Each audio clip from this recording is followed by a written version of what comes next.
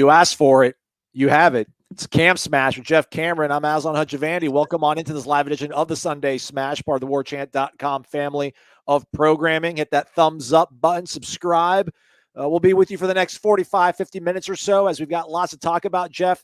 The portal, May 1st, the deadline is approaching. We'll have Michael Langston joining us near the bottom of the hour to talk about that. Obviously, the NFL draft, success on the diamond for the Noles. But, man, let's just talk about how you're doing for a minute real quick. Jeff, how are you? How's your weekend been, man? I'm good, man. It's been a good weekend. I'm a sucker for the draft. First of all, it's cool to be with you, Aslan. We have not done one of these together, and I'm a big fan. I love working with you, and so it's good that we get to do this. But I'm a big fan of the draft, man. I'm a geek when it comes to that stuff, so I watched, and Ira's column on Warchant.com. I'll pimp here for a second, but it's exactly right. It's very frustrating to watch the draft play out. I'm happy as hell for Jermaine Johnson, obviously, but we're kind of in a situation. I think Seminoles everywhere knew the deal. We weren't going to be watching a lot of Noles come off the board, no matter how long you watched. Basically, if you watched anything after the first round, you saw no Noles come off the board and a whole lot of players from a whole lot of places, but not Florida State. And it's a little frustrating. So we wish all those guys well, those that signed as undrafted free agents, of which there are a bunch, and other guys that got invites, and we wish them well. But it does reflect where the program's at and how far we've fallen. We don't need to dwell on that, but we certainly can talk about it. And kind of frustrating. But I am happy for the baseball team, man. They continue to get wins against top 25 teams. They can look pretty average against everybody else. But, man, I was saying to you before we came on, Aslan, James Tibbs, man, has there been a better looking swing from a freshman? You got to go back a long ways, and I do go back a long ways watching Florida State baseball. I don't want to compare the young man to like J.D. Drew from the left side or anything like that, but he's a beaut. He's a beaut. Yeah. I was about to say Drew Mendoza in the recent future actually came in swinging quite nicely as a freshman, but Tibbs is a bit on a different level right now. Big-time series win for them. They weren't able to finish the drill on Sunday here today because of the rain. It's an unofficial game, so none of the stats count. So everything is wiped clean, but they take down TCU. They get Stetson in the midweek, and then the softball team takes out Oklahoma State. They were ranked number 7. I think that's 13 wins now for Lonnie and the softball program over a ranked opponent. They're 45-5, Jeff. We might as well just go to Oklahoma City. Just book the tickets now. Bring on Patty Gazzo and the Tide, man. Oklahoma. So the bottom line is, and we knew this when the season started, and this is a testament to Lonnie, her team, those girls, this program, the thing that she and her staff has built, what Florida State represents in softball. The bottom line is you assume these wins, these series wins, these moments, these unbelievable Sports Center moments, the athleticism, the depth, the talent. We're all sitting around just waiting for them to play Oklahoma. That's what we do these days. Yeah. That's the kind of program this is. Like, all right, well, we'll see you when you play Oklahoma. And it's not a knock. It's a testament to also what Oklahoma is, which is a bit of a behemoth. But I just love watching them. They're a lot of fun. They dominate. So it's kind of like you just make assumptions about getting, to the College World Series with them as well. Absolutely. All right, I wrote a bunch of numbers down on a piece of paper, Jeff, so I took time to research, so I want to talk about some of this stuff. And we'll get back now to the draft, obviously, with Florida State. So, what does it mean then, Jeff? They got one guy drafted. Looking at this, they played 6 times against teams that had more than one draft pick. They went 1-5 in those games, and then they had 6 other games where the teams had less draft picks, or as many as Florida State did, either 1 or less. They go 4-2 in that sort of stretch. I don't really know what that means. Is it underachieving, overachieving, or are you about hitting the mark when you've got one person drafted out of an entire team? Or is that kind of a number that we really can't use to decide where a program is or just how good they possibly could be? Well, I think it's a bit of a mix. The bottom line is, look, it is a reflection of how much talent you have. Ask Georgia. Take a look at the draft. Though? What about LSU? LSU had got 10 guys drafted, and they went 6-7, though, Jeff. It was a shit show at LSU in the last 2 years with a head coach that was running amok. I think we see the off the field problems at LSU. Talent was not in question at LSU. What was in question was whether or not the inmates were running the asylum. And I say that in a sense that their head coach was an inmate. So you had a guy who was routinely getting in trouble off the field. And I mean, I don't mean like arrested, but you've heard as well as I have the things that people encountered with Coach O. So it's that was a mess, and I think he had lost the locker room. And we know what happens. Jimbo Fisher lost the locker room here with a bunch of NFL talent, and you saw it kind of careen at one point. I do think it's a reflection of where the program's at, and I think that a series of events led to a dearth of talent. First of all, we do this a lot, and I don't want to go through this over and over and over again. But once Coach Fisher was leaving, we can all get into the debates about who was responsible for that and why. The bottom line is clearly recruiting dropped off. And so the next coach, Willie, inherits a nightmare and a toxic locker room. And he couldn't steer the ship right. There were problems off the field there too. They decide to eject early on. Well, now you're setting yourself even further back, even if you believe it was the right move, and I did. You're still setting yourself over. Every time you start over, you're setting yourself back. Then you have the early signing period. Then you have COVID. It's a perfect storm, Aslan, to where you have a situation where basically, 4 or 5 years after Jimbo's gone, you don't have much going for you from a talent standpoint, and you have to build it back up, and it's laborious. It's difficult. It's frustrating. And I think we see the fruits of that right now when you watch the draft. I do think it's moving in the right direction, not fast enough for any of us. Listen, have they lost some games to teams they should not have lost to? Well, yeah, Jacksonville State stands out amongst others.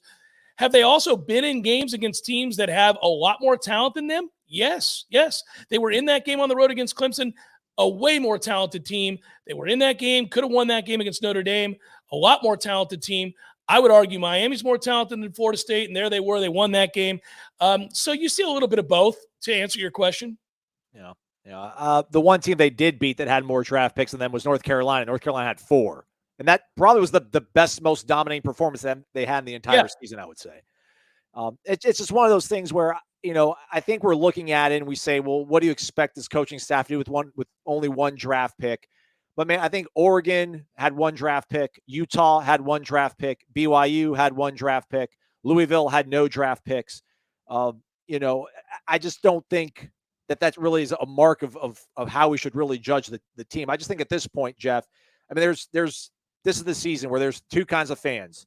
Either the fans that think this season is going to be an indictment of what Florida State ultimately can be with Mike Norvell. Not that if it doesn't hit 10 wins, there needs to be significant improvement this season to believe into that. And there still is a significant, I think, majority.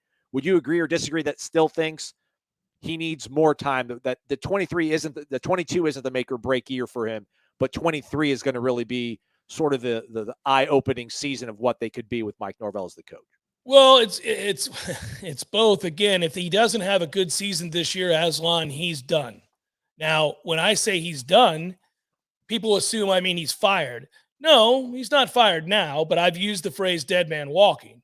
If he does not have a good season this year, he will not be able to get the requisite recruits he needs to have the kind of season in 2023, 2024 that would allow him to keep his job. Because I don't think kids give a shit why you're 5-7 or 6-6 or what happened before you got here. And I don't think they care that it's a long-term rebuild, which I agree with. What I would tell you is that if you go 6-6 this year on the heels of 5-7, and prior to that, we know what it was, you're not getting kids that have even thought about Florida State for a half a second to say, yeah, I'm going to go there. They've got it moving. They've got it moving in the right direction. No, they're not. No, they're not going to do that. You might get a legacy, maybe somebody like that, but you're not going to get an influx of elite talent that'll shift this to a 9-win, 10-win program. And so then you're just kind of playing out the string. I'm rooting for, like everybody else, this team to show and to take the step forward. I don't believe all of this is Coach Norvell's fault, and I don't believe that he gets a total pass either. But I would tell you that they got to have a good season this year, regardless of where you sit in this argument, this debate. And Florida State fans have spent a lot of time over the last several years screaming at each other, being frustrated. I'm amongst that group. You're amongst that group. We're all pissed off. We're all assessing blame. Percentages applied here, here, and here. It's irrelevant. Either they get to a point where they show obvious progress this year and a step forward, or they don't. And if they don't, they're not going to get the kids they need to take the following step the following year. It's not going to happen. So no matter how much he has the boosters aligned, and I think he does, I do think Norvell does have that group aligned. Yeah, that's easy to say. But when you go out this year, if they go out this year, and it's a big if, they could have a great year. If they go out this year and they're average or below average, I don't think he keeps that group aligned with him. And I think a lot of people begin to fracture. Yeah.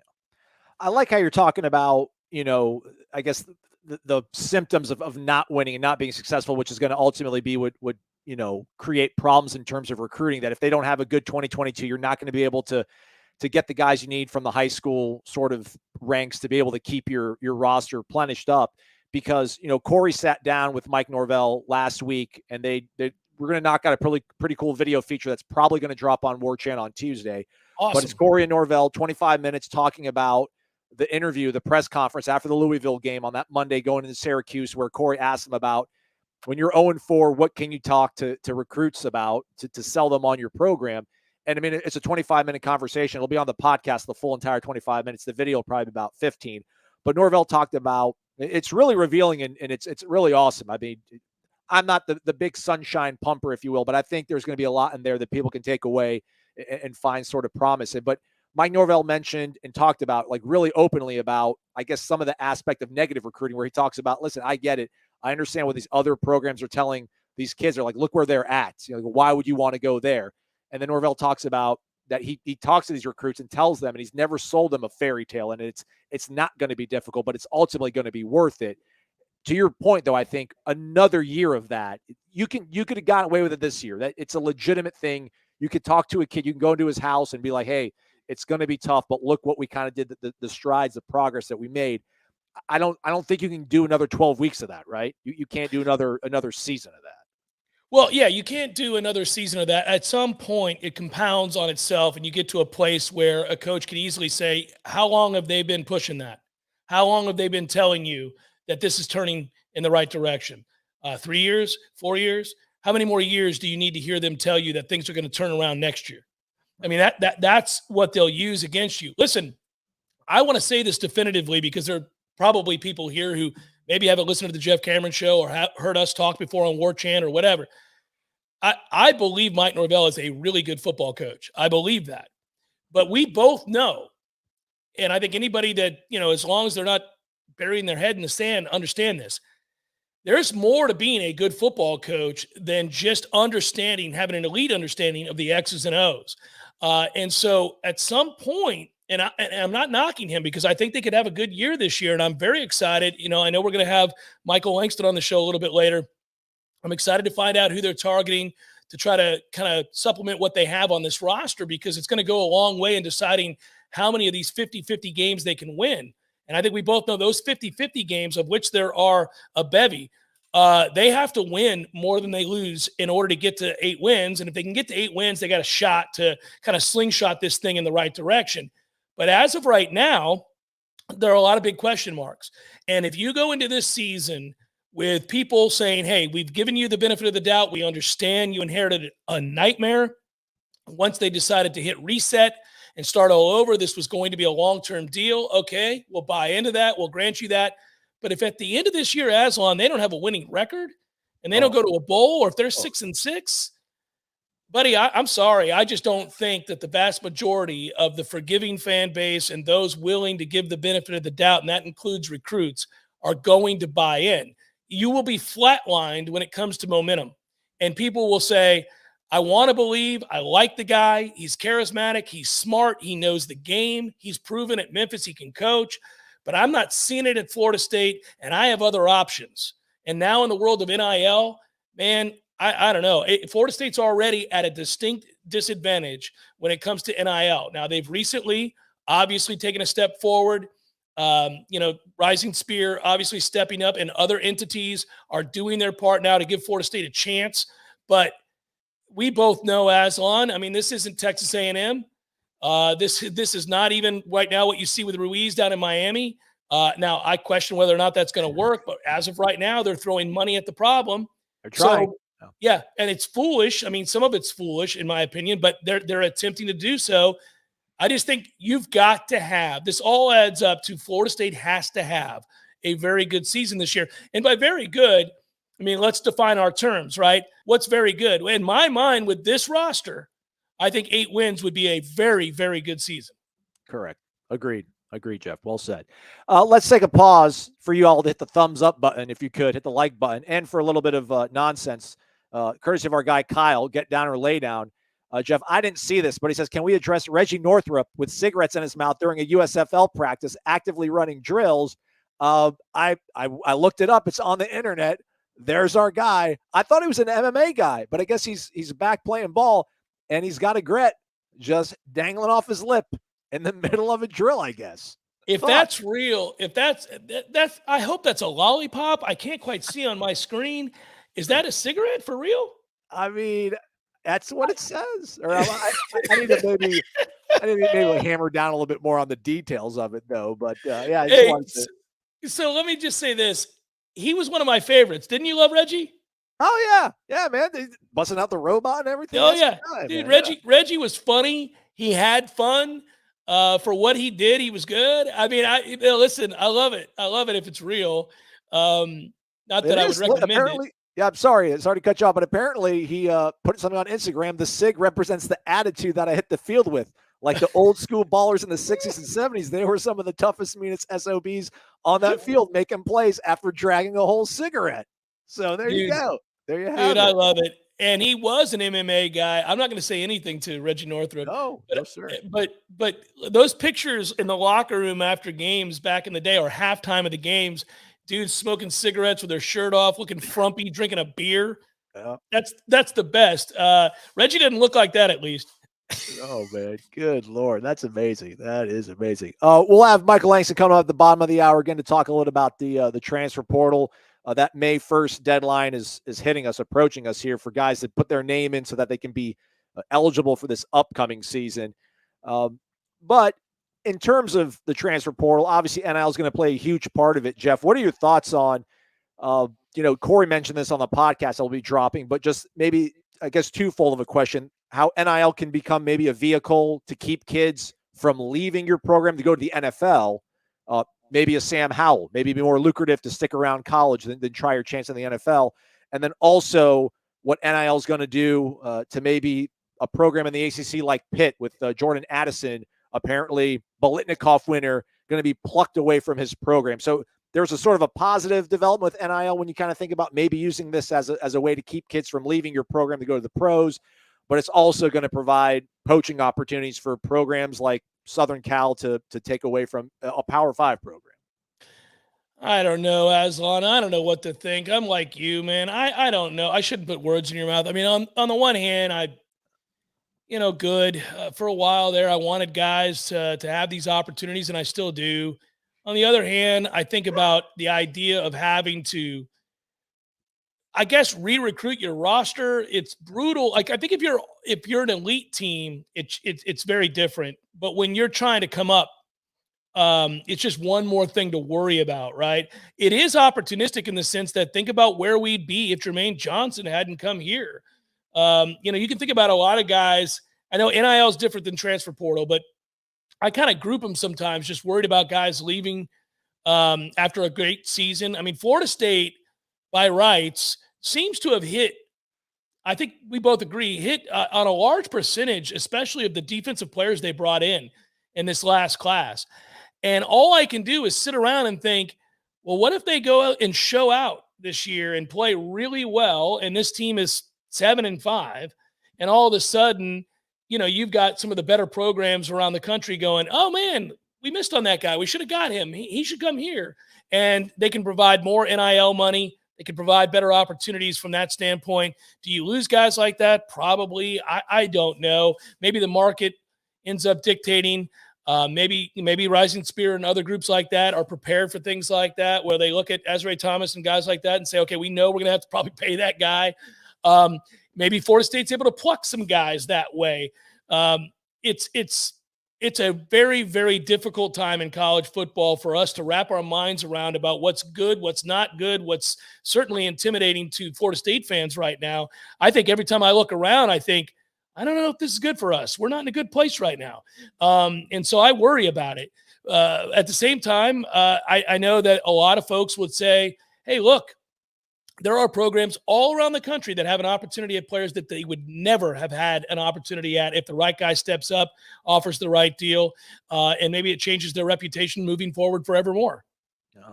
What do you think about a guy like Jay Sean Corbin? Do you think, I mean, I don't know how much money Rising Spear could have, cobbled together to get a guy like that to stick around here, but do you think that maybe, NIL can now be maybe used to tell kids like, hey, you put in your paperwork into the draft. The advisory board came back, said you're a late round guy.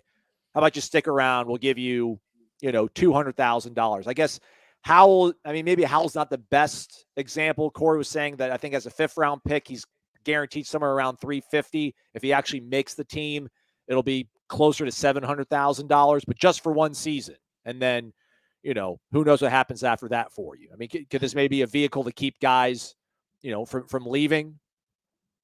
Baycott did that at North Carolina, and it makes sense there in basketball a lot more than I think Jay Sean Corbin would have made sense for Florida State. I'm not trying to be an asshole, but who's paying Jay Sean Corbin to come back? I mean, like a quarterback though, like Jordan Travis. If Jordan Travis has a really strong season this year, but still has durability concerns, maybe doesn't have NFL accuracy.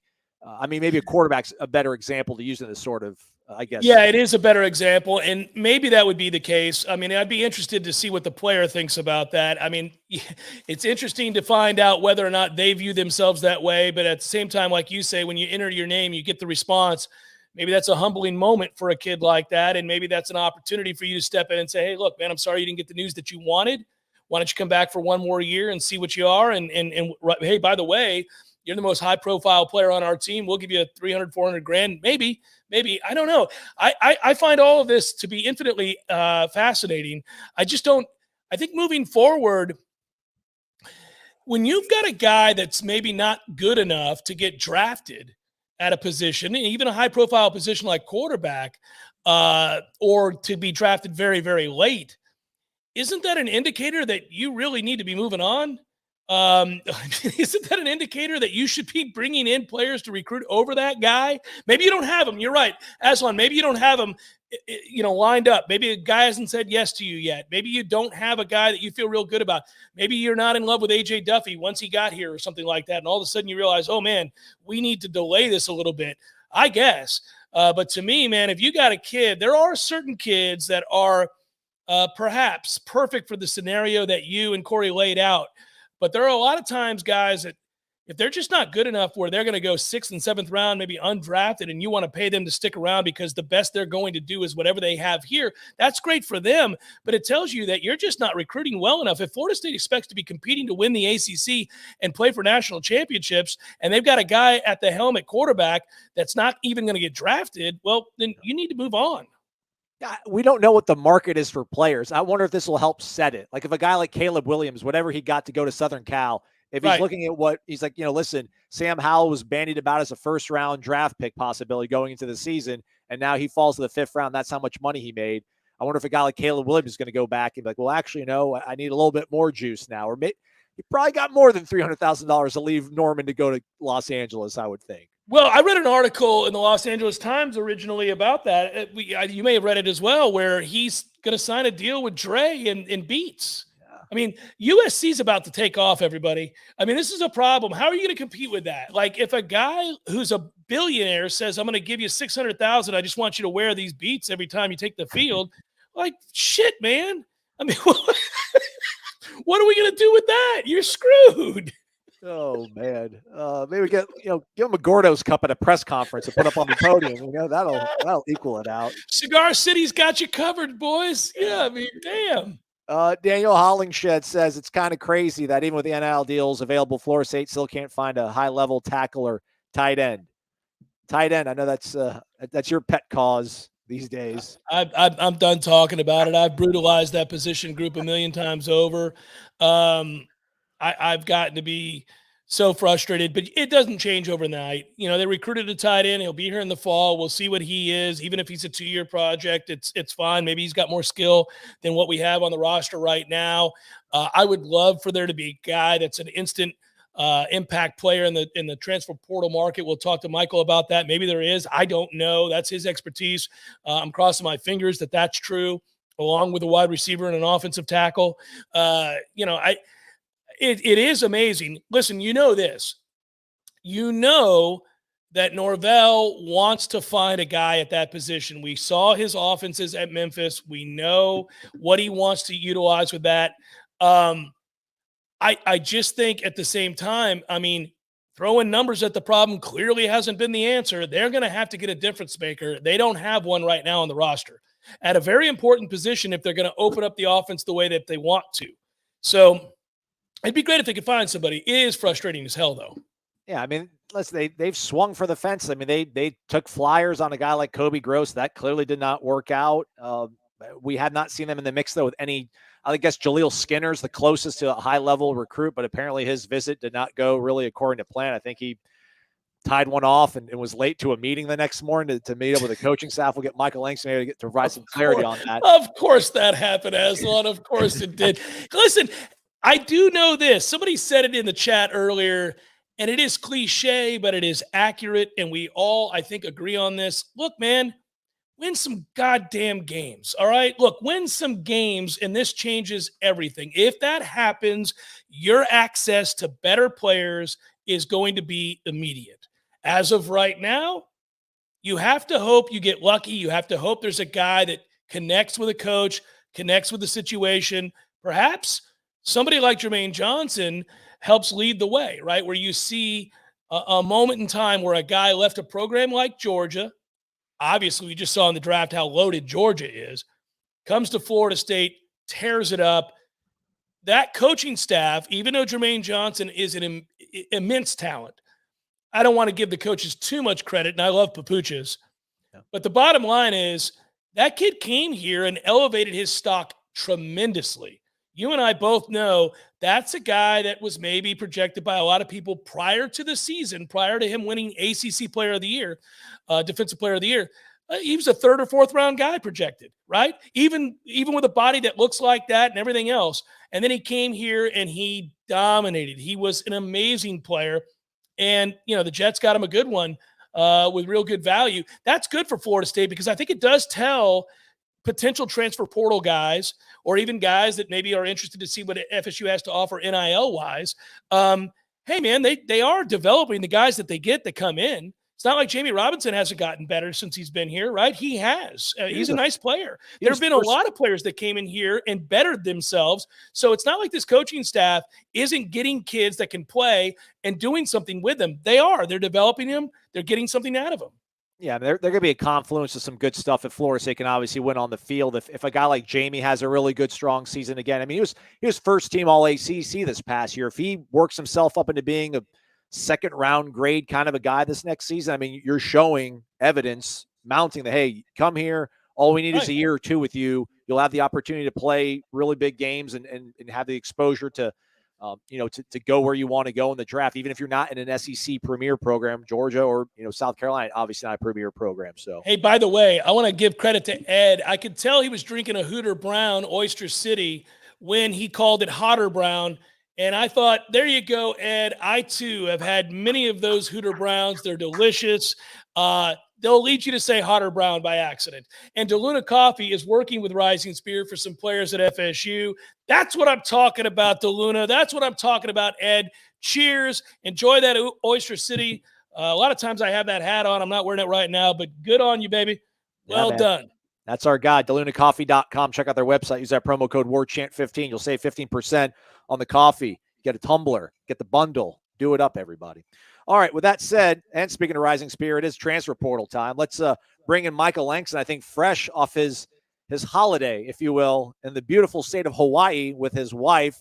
We'll bring Michael in right now. The deadline is rapidly approaching for the transfer portal for guys to put their names in to be instantly eligible for this upcoming season. We'll get to all that. But first off, thanks for being here, Mike. How are you, man? I'm great, man. I'm great. I'm settling in from the hour difference, 6-hour difference, and I'm not watching NBA basketball at 2 p.m. in the afternoon, so that's different. But no, we had a great time. It was phenomenal. It was a great time to get away. We saw Diane's family, so it was great. Loved everything. It was perfect.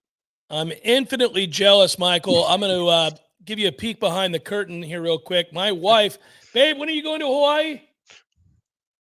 Answer. October. Okay, so I'm getting screwed over because obviously it'll be football season and we've got a lot to do. She has a dear friend that said, hey, I have an and one invite for a business trip to Hawaii for a week, and she chose my wife. So my wife's just going to tag along, doesn't have to do any work. It's just going to be all over Hawaii, and I'm getting screwed not being able to see the beauty that is Hawaii. And it's not the first time. It's the second time this has happened in my marriage for a different reason the first time. And now you were just in Hawaii. Screw all of you. Yeah, I mean it's it's an unbelievable place. I encourage anybody that hasn't been there to go there. I'm not trying to pour salt on the wound for Jeff, but it's okay. It's phenomenal.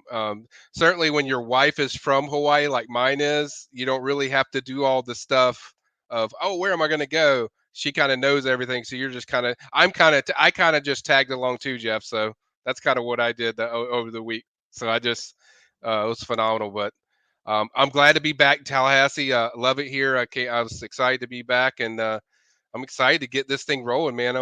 It's a lot of stuff coming up. It's going to be a lot of excitement.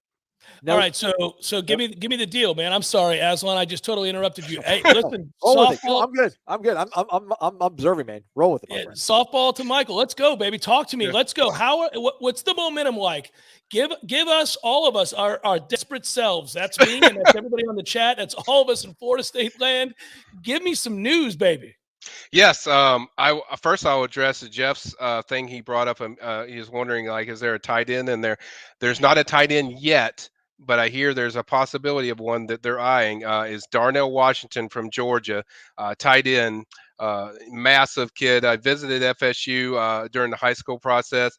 He isn't officially in yet, but I think he's a guy that could possibly jump in there. He's got a previous relationship with the staff, so he certainly knows what Norvell does with a tight end. So that's one I'm kind of eyeing to see. If he goes in there, I think there will be mutual interest there. So we'll just have to wait and see if he jumps in. But first of all, Darnell Washington's in there, and then I hear it's up to over 8 guys that they're involved with, that they're active with, that are at least talking to. So they're pretty active. Most of them I hear is mainly offensive line. I just put up a nugget this morning, really early this morning, kind of goes through all the guys. I won't give it away on just the Sunday smash of every guy, but people can go there and read it. So there's most of them are offensive linemen, but I think they do want to. I think they would like to get a linebacker, a wide receiver.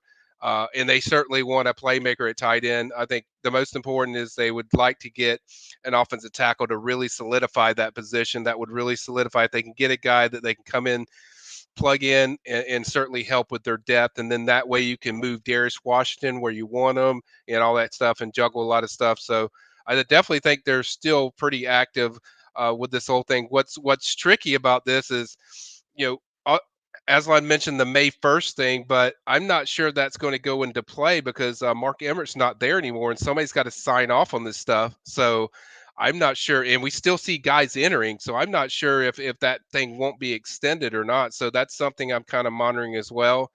As Aslan threw up, Jonah Miller is a guy I mentioned this morning out of Oregon. He's a guy that I know FSU's been actively involved with. They're trying to get him on a visit from what I hear. So certainly they're very active with this portal. They're not slowing down just because of all the guys that they landed in the spring. I think they want to add a few more pieces to this summer group. Michael, is Jonah Miller being pursued by Miami? I don't know that yet. I would assume, as I told people on our site, I would assume they are, or at least intrigued by him. But I haven't heard any other team besides FSU, at least right now. That's the main team I've heard. But I have not heard if Miami's involved. I would assume they are, since Miraball's the guy that recruited him and got him signed. But I don't know for sure if they're pushing yet. I haven't heard that. Michael, is quarterback on the radar at all? I don't think so, because if they were going to sign a quarterback, in my mind, it would have been in the spring, because what are you doing bringing in a guy in the summer? I mean, what's that really going to do? What are you going to, what are you going to accomplish? If you're going to get a guy, you get him in the spring, you get him to battle with Jordan, you show what you are, and in the fall, you can kind of make your move. But I don't think they're going to add a quarterback personally. I mean, you have Tate, you have Jordan, and you have AJ, who, from what Norvell's saying, he seems to be comfortable with those guys. And then you have walk on English. I mean, it's like, so I don't know what you're really going to add if you add a quarterback in the summer. It seems it would be kind of dumb to me to bring in a guy in the summer. If you're going to bring in one, you need to get it done in the spring. So I don't expect one. Michael, I heard that they had, I won't get into all the other stuff about, you've got people, on the ground all the time. You're better at this than I am for sure when it comes to incoming players. But I heard that they had their guy, a guy anyhow at linebacker that they had targeted some time ago. Are you hearing that they're locked in on a guy that we think that Florida State's going to get? I think they are locked in on a guy. He hasn't hit the portal yet. I'm not even allowed to mention his name from what I was told. Don't even mention his name. Right. But he is a guy that they have a previous relationship with, that previously has solid interest in FSU, and I think they would have a good shot if this guy did enter the portal. So yeah, they do have somebody in mind. They're just hoping to see that he gets in the portal, but certainly when he gets in, I will talk about him. But yes, there is is one guy that I've heard consistently was that guy that you're. Yeah, I don't want to put you in an uncomfortable position. I've heard that too, and I'm just crossing my fingers because I think they could use another guy. I'm more concerned about offensive line. Can you give me a percentage? And I don't mean to pin you down, but I'm just desperate and excited. Can you give me a percentage chance that Florida State brings in an offensive lineman here? Do they have a shot at somebody that you're hearing about that you feel good about? I know we just mentioned Jonah, but is there somebody else out there, anybody else? Because they've got to get another offensive lineman here, preferably a tackle. But at this point, I would just take another available guy that upgrades this offensive line's depth at the very least. Yeah, I think if in a perfect world, what they would like to do was bring in a guy that's really young that you can develop and bring in. Years. Yeah. And then the other guy is kind of the Jonah Miller part, is bringing a guy you can plug in. So I think that's the perfect situation. I'd love to give you good things they say, and hey, Jeff, there's definitely somebody coming. I think they're going to get an offensive lineman. I don't know who yet. There's nobody that I think's leaning their way, but the fact that there's such a high market of what they're pushing for, as far as their as far as casting a wide net, I think there's going to be a guy. They're so emphatic about getting an offensive lineman. We've already covered the guy that they were likely to get that didn't happen, but I think that would have put them in a perfect situation. But I think they will. I do feel, gut feeling wise, without knowing intel, this isn't based on intel, I do think they're going to get an offensive lineman, another one. Is Destin Hill a real person? Yeah, he is, and I get emails, like even when I was in Hawaii. I didn't even go to Warchant when I was in Hawaii, but my email pops up to my phone every time, and there's at least 10 emails about Destin Hill like every week. And yes, he is a real person. I've met him in person. You've seen him? Yes, I've met him several times when he visited FSU. And the one thing I will say with people is, like, look, I'm skeptical that this dude ever shows up, because I'm going to believe it when I see it, because, I mean, you're 2 years removed. But I will say this, to get people kind of positive. FSU fully expects him, and also FSU is going out there when they go, like when they have the open time where they evaluate kids, they're going to see him. So the fact that they're going to see him consistently is a positive sign for me that they're still active with this, and they absolutely expect him. That's the word I got, that they're still absolutely expecting him. Now I'm skeptical as hell on that feeling until I see it, but that's kind of, I want to give people at least something positive in regards to Destin Hill there. So Garrett asked if the mystery player was Marvin Jones Jr., and I love his optimism. It's one of the great ones. So we know it's probably not Marvin Jones Jr. No, I'm not. Yeah, I'm not going to give you any hints, guys, because I'm not going to burn my guys. But If this guy does pop in there, and if this guy ends up staying where he's at, I will obviously acknowledge it and mention it, but I'm not going to. There's no nicknames. Not going to give you a conference. He was very highly regarded out of high school. That's all I'll say. But certainly a guy that I think would help them immensely. I do like what I saw out of Tatum Bethune when I went to practice. I like what I saw out of Kalen Deloach, but I think you get a third guy. I think that really solidifies that linebacker core, which I think is going to be very much improved based on what I saw early in the spring. But we'll have to wait and see. But yeah, I agree with Jeff that you definitely would like to have another guy that would really solidify that group. Yeah, and another receiver. You think they're definitely going to bring in another receiver? They're going to try to. I'm not going to say they definitely will get one, but I definitely think they're actively looking around to see what guys are out there. Certainly, I don't think FSU's NIL is going to throw $3 million down for Jordan Atkinson like USC seems to be doing, but I think they're actively pursuing one because we don't know what Winston Wright's situation is or how long he's going to be out or if he's coming back or whatever. So I think they have to be, they have to certainly look and see what's out there. But I do think they'll pursue one and hopefully one will fit what they want. I have been impressed with what I saw from Micah Pittman in the spring when I watched him. I was like, they ain't have a guy like that last year. Right. They have a guy like that last year. So I was very encouraged by what I saw at Pittman. And then I think the key for me when I watched this football team at receiver, I really would like to see a step up from Malik McClain. I really want to see a step up of consistency with Johnny Wilson, who I think gives them something they don't have. Johnny has got really high catch radius, and that's something they don't have with a lot of the guys they have on their roster. So if those two guys can step up, and Micah is what we think he is, I think it's a good situation receiver, but I think you could definitely use another experienced guy to come in. Yeah, Mike is the real deal. Aslan, I think we saw a couple questions, I believe. I don't want to step out of line here about the FAMU kid entering the transfer portal. Is that right?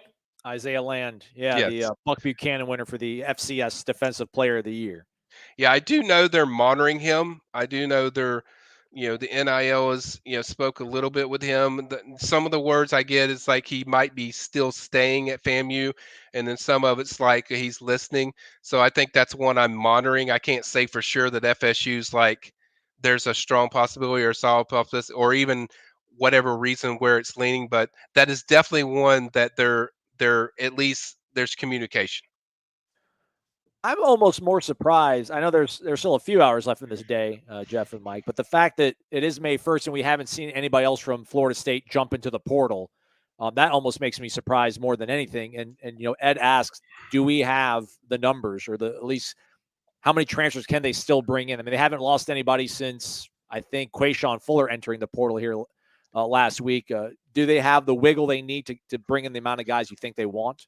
I was told that they have the room to bring it in. That was what I was told, and I had somebody. I'm not going to say who, but somebody we checked with that told us like we feel like they have room to add, more between 2 to 3 to 4, something like that. So that I was told that they do have the room to do that and make that happen. And the guys that while I was on vacation and left with Quayshawn Fuller and Jadarius McKin, all those guys jumping in. I think you'll see a few more of those guys. I don't think it's they're done with guys leaving. So I think there's going to be a few more. Obviously, we're counting down to the final hours, but I think there'll be a few more, and I think certainly they kind of expected that when you have these exit interviews and you're figuring out who is staying, who isn't. So I think what he's doing is he's fattened up the roster of guys that he's addressing everything of the needs of what if you're producing and if it's beneficial to the kid and certainly it's not just beneficial to helping FSU getting guys in there and getting guys out that just aren't producing, but also you're helping the kid get to a place where he can play. Obviously you have certain guys that just aren't FSU material and hasn't worked out here. Jeff, I mean, there's no teeth in this deadline, I don't think. Do you think there's like real true teeth? And like if a guy is not putting his name in the portal by the end of today, they're supposedly not going to be allowed to be eligible to play this upcoming season as a one-time transfer. I've just got a sneaking suspicion some guy's going to enter his name in somehow in June and show up, somewhere and be able to play football this upcoming season.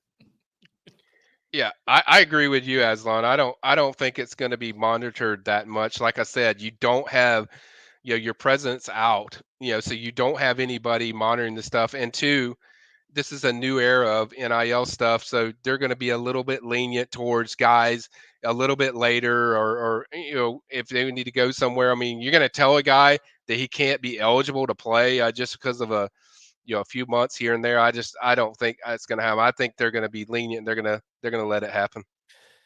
Good God. So there really are just no rules, whatever the hell you want to do. I mean, this is arbitrary. We float a date out there, but in truth, fellas, just honestly, day before the first game, screw it. You want to transfer? Go ahead, baby. Well, apparently Miami just cuts checks, so they don't even care. I mean, yeah, it's just I think it'll be beneficial towards teams with the NIL, of teams that do it kind of the right way. I think with FSU, they value relationships, but also this is what your value is. This is what we're giving you. Not FSU, but the NIL. And then but I think FSU is big on relationships. I think with Miami, with that situation, saw that with Isaiah Wong, where he's demanding an ultimatum like, hey, pay me or I'm leaving. That is what they need to get away from, because that is a disaster. And it's just, I'm not a big fan of this crap, Jeff. I mean, I'll be honest. I do not like the NIL. I just don't think I think it's going to trend towards a direction of free agency, where guys just cut checks. No relationship, no ties. It's like Miami's adding all these guys for basketball. They have no ties to Miami. You have to have somebody that's invested to your program. They're talking about college. They're treating this like pros, and I just think it's a disaster. Eventually, somebody's going to do something stupid that really just turns this thing haywire.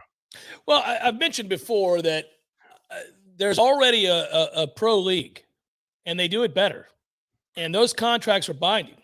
And you know where a guy's going, and he's going to stay there once you sign him, and you know where he's going to be. You don't have to re-recruit him. It's interesting. I do think we're in the midst of the wild, wild west, as they all say, and we're watching a lot of things happen now that won't happen a year from now, 2 years from now.